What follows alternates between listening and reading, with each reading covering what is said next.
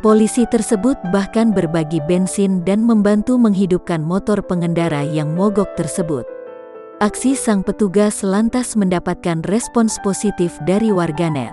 Dalam video 1 menit 36 detik yang diunggah akun Instagram @tmc_Polrestabes Bandung, seorang petugas terlihat mengeluarkan bensin dari kendaraannya untuk dibagi ke pengemudi yang motornya mogok.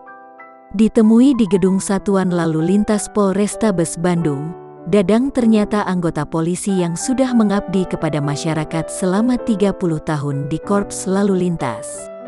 Saat dikonfirmasi, Dadang menjelaskan bahwa momen tersebut terjadi pada Selasa, tanggal 16 November tahun 2021. Ia kala itu mendapatkan tugas di pertigaan Jalan Sunda, Kota Bandung. Saat itulah, ia melihat ada pengendara yang mengalami mogok kendaraan. Lantaran iba, Dadang pun berinisiatif menghampiri pasutri tersebut. Dadang lantas mengetahui bahwa pasutri itu kehabisan bensin.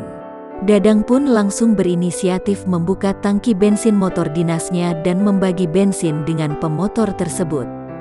Dadang bahkan mengaku sempat takut ditegur atasannya setelah video dirinya viral di media sosial.